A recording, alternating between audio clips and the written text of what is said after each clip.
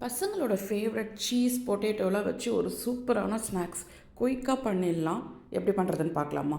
ரெஸ்டாரண்ட்ஸில் சாப்பிட்ற மாதிரி பக்காவாக இருக்கும். 3 உருளைக்கிழங்கு வேக வச்சு மசிச்சு வச்சுருக்கேன். 1 spoon chilli flakes, 1 spoon mixed herbs, 2 tablespoon cornflour, 1 spoon pepper powder, half lemon juice, 1 teaspoon இஞ்சி பூண்டு paste, 2 tablespoon bread crumbs எல்லாம் சேர்த்து பிசைஞ்சு வச்சுக்கலாம். இந்த மாதிரி பைண்டிங் ஏஜென்ட்காக தான் அது எல்லாமே.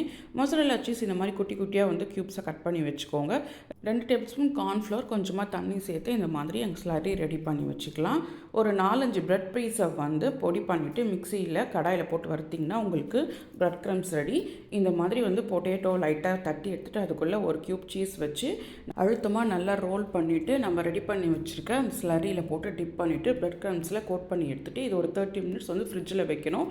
அந்த மாதிரி வந்து ஃப்ரிட்ஜில் வச்சு பண்ணும்போது உங்களுக்கு அந்த பொரிக்கும் போது பார்த்திங்கன்னா சீஸ் வந்து வெளில வராது. 30 மினிட்ஸ் கழித்து எண்ணெய் வந்து மீடியம் ஹீட் ஆனதும் சிம்மில் வச்சுட்டு போட்டுட்டு எல்லா பக்கமும் ஒரே மாதிரி வந்து கோல்டன் ப்ரௌன் கலரில் இந்த மாதிரி வந்து பொரிச்சு எடுத்துக்கோங்க.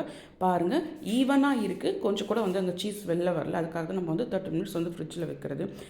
பிரித்து பார்த்தீங்கன்னா இந்த மாதிரி அவ்வளோ சூப்பராக இருக்கும். பசங்களுக்கு ரொம்ப பிடிக்கும். கொடுத்து பாருங்கள், டேஸ்ட் அட்டகாசமாக இருக்கும். விரும்பி சாப்பிடுவாங்க.